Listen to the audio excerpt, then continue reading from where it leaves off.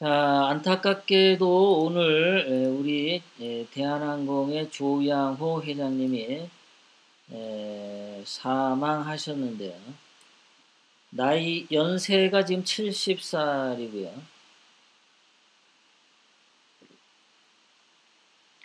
담배도 안 드시고 술도 안 드시고 골프도 안 치시고, 예, 그런데 이른 나이에 돌아가셨습니다. 사인은 폐질환이라고 하는데 화병이죠.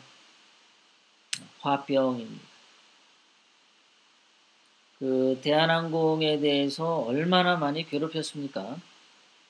거의 뭐 2년, 3년째 괴롭히죠.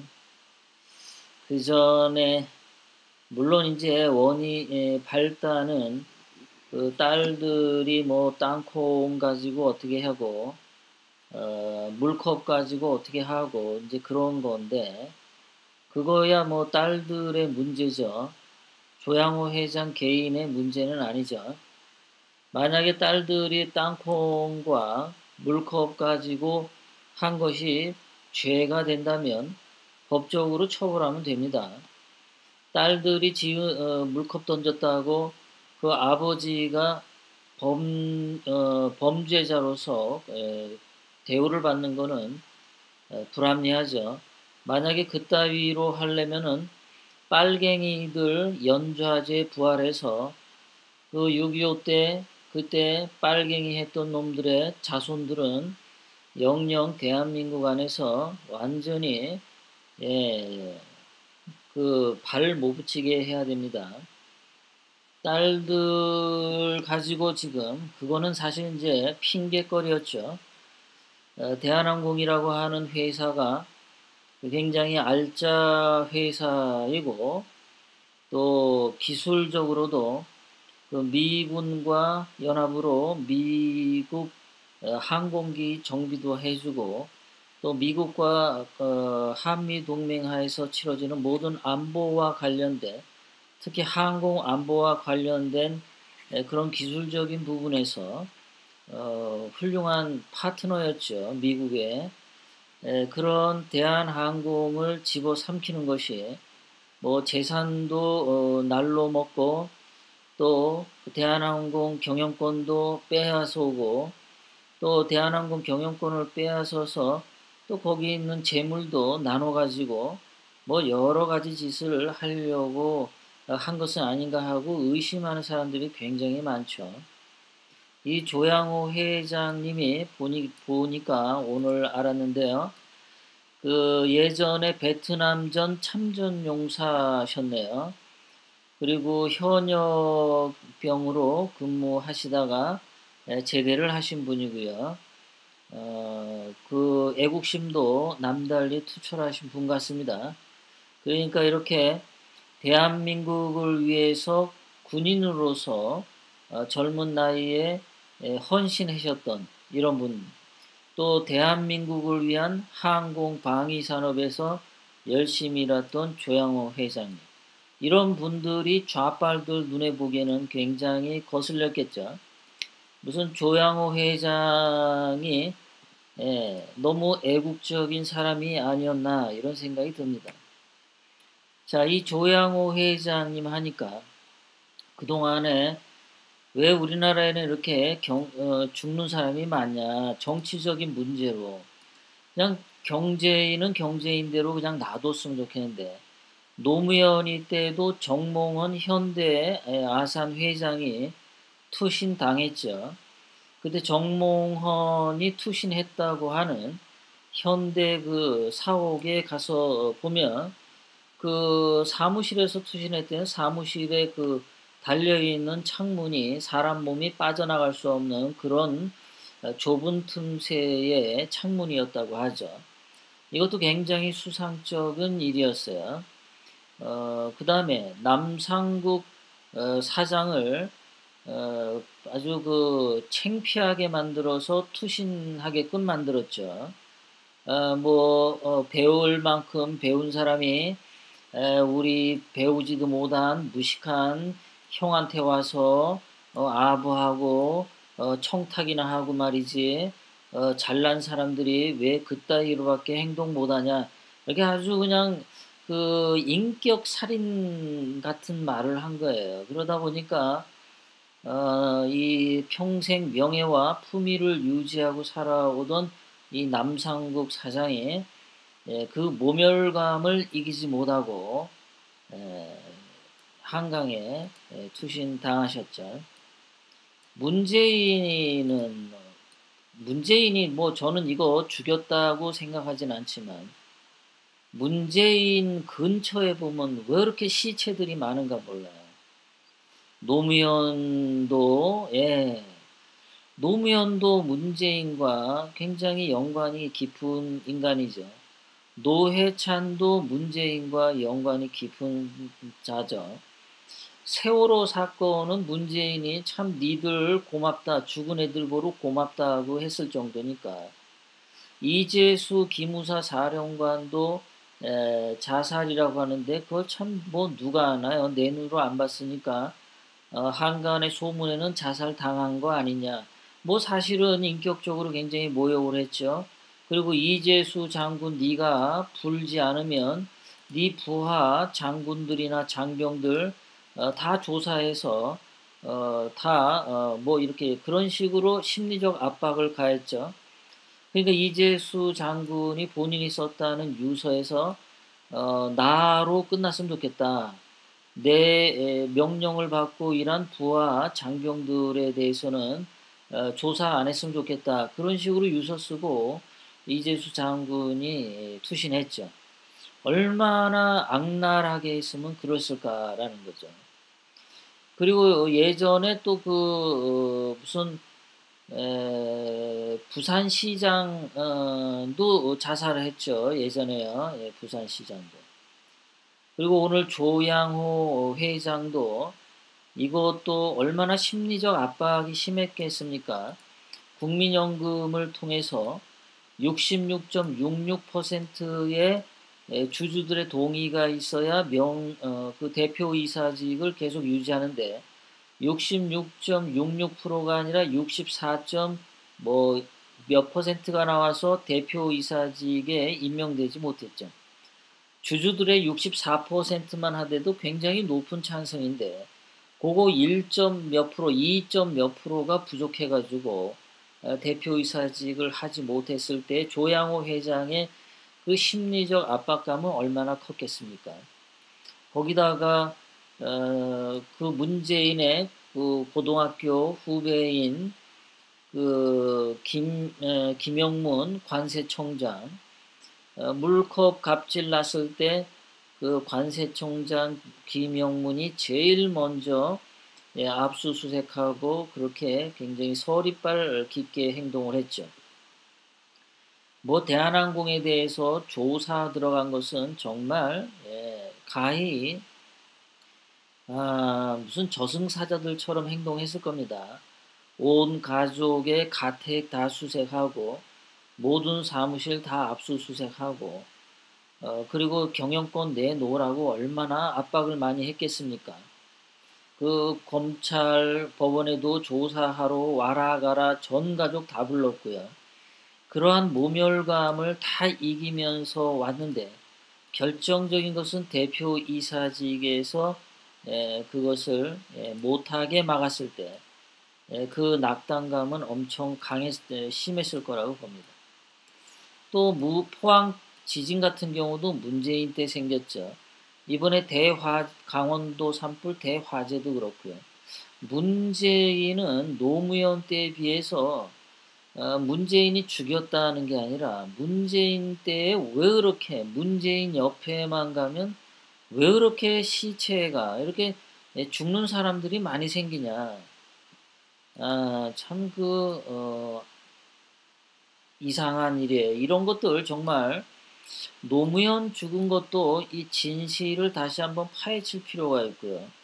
그리고 노무현도 그렇고 노회찬도 그렇고 죽은 다음에 투신 자살이라고 아주 단정적으로 사망 원인이 나옵니다. 아주 빨라요. 사망 원인이 그냥 투신 자살. 그리고 즉각적으로 그냥 그 소각해버리죠. 예. 화장해버려요. 그 무슨 부검 같은 걸 안 한단 말이에요. 노무현, 노회찬 이런 경우. 이재수 장군도 그냥 갖다가 그 화장해버리죠. 그리고 세월호 같은 경우는 그 당시에 물에 빠졌을 때 그 박근혜 대통령님이 인양을 하려고 했는데 그때 인양 못하게 막았죠, 처음에요. 그래 놓고서 나중에는 또 왜 세월호 인양 안 하고 또 발광하죠. 언제는 세월호 인양하지 말라고 하다가 또 언제는 세월호 늦게 한다고 생 발광 들으라고. 그러니까 자기네들 유리한 대로 하는 거죠. 포항 지진도 지금 보니까 지진이 아니라 그 지열 발전소 그 사건이었잖아요. 그러니까 뭐든지 보면은 무슨 그 사고 원인이 너무 빨리 나와요. 무슨 입을 맞춘 것처럼. 그러니까 문재인이라는 사람이 가면은 그 옆에 왜 이렇게 죽는 사람이 많은지 그것도 참 의문입니다.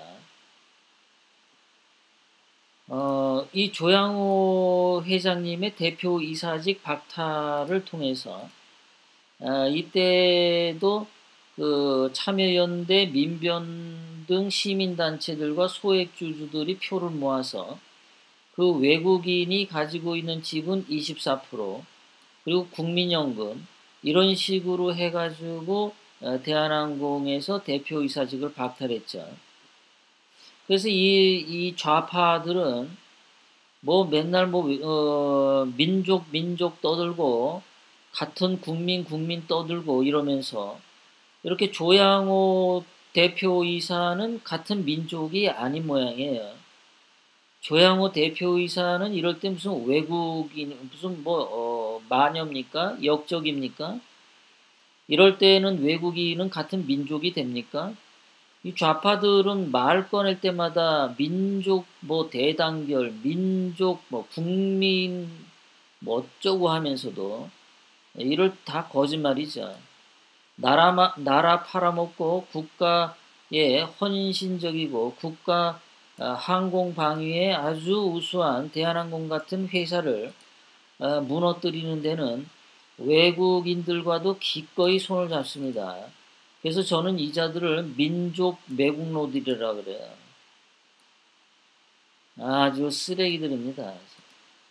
사람 하나 죽이는 거에는 이자들도 다 간접 살인자들이라고 볼 수 있습니다.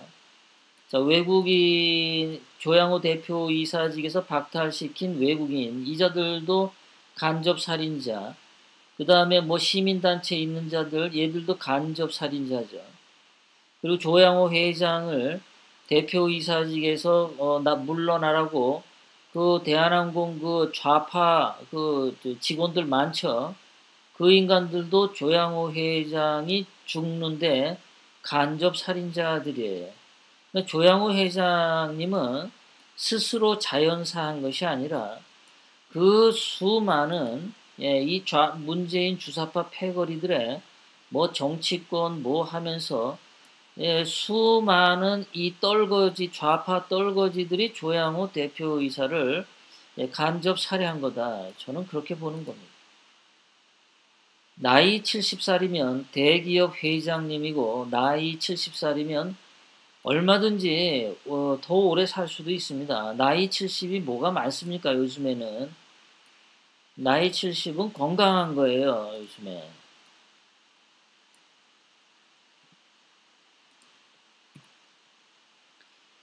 자, 이제 조양호 회장님이 돌아가셔서 뭐가 문제냐. 지금 이 대한항공이 완전히 이게 물 건너 그러니까 온 가족이 대한항공 이제 다 뺏길 것 같다라는 겁니다. 뭐냐면은 이런 거죠. 자, 한진칼 지분 같은 경우가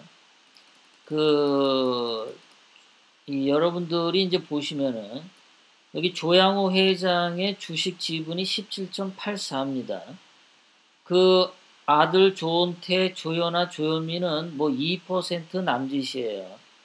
그럼 이제 조양호 회장이 가진 주식 17.84%의 지분이 이게 이제 상속이 될 텐데요. 이 17.84%의 지분을 어떻게 가져가냐라는 거죠. 그 상속을 받을 때 그 상속하는 그것이 조양호 회장 주식 가치가 3,500원인데 3,500억 원에서 그 상속세가 65% 정도 나간다고 해요. 그 65%면은 얼마입니까? 실상 한 2천억 원 정도, 2,200원, 200억 원, 예. 뭐 2,200억 원에서 2,300억 원 정도의 상속세를 내야 하는 거죠. 그러면 이게 아들들 뭐 조원태, 조현아, 조현민 중에 누가 상속할지는 모르겠는데 2,200억 원을 어떻게 낼 거냐? 뭐 매년 연납으로 낼 거냐?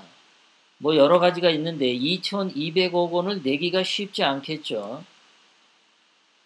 거의 뭐 상속세가 65%면 그거 거의 다 뺏어가는 거 아닌가요? 자, 이런 이야기가 있죠. 자, 대기업 대한항공 같은 경우에는 평생 동안 매년 소득세, 재산세 같은 세금을 이미 냈고 평생 노력해온 그 사유재산인데 이것을 상속세란 명목으로 국가가 65% 넘게 빼앗아가면 이건 이중가세고 약탈이다라는 신문 기사입니다. 그러면 그 기업에 대해서 이러한 상속세가 어느 정도냐, 세계적으로 어느 정도냐, 대한민국이 제일 많이 뜯어간다는 겁니다. 대한민국은 그 상속세나 증여세 비중 상속세가 1.3 정도예요. 미국 0.5, 일본 1.2, 독일 0.5 이거보다 한국이 더 높습니다. 이러한 다른 나라에 비해서 자녀 등에게 물려줄 때 최고 세율이 65%예요. 그러니까 거의 다 많이 뺏긴다고 독일 같은 경우는 거의 뭐 안 뺏긴다고 보면 되겠죠. 그러니까 독일 같은 경우에는 어떤 한 기업이 그 집안이 뭐 200년, 300년 동안 물려서 가져오는 기업들이 많죠. 일본도 그 부모 할아버지 세대부터 100년, 200년 기업들이 일본도 꽤 됩니다. 독일, 일본 모두 그 집안에서 가업을 승계하는 경우가 굉장히 많은데요. 한국은 지금 상속세가 65%면 거의 이제 뺏긴다고 봐야 됩니다. 저는 이제 조양호 회장님이 돌아가셔서 갑작스럽게 그것도 돌아가셔서 순조로운 승계가 아니라 그래서 이 상속세를 내고 하면서 이 과정에 대한항공이 또 한번 다른 사람들에게 빼앗길 것 같다 그런 생각이 듭니다.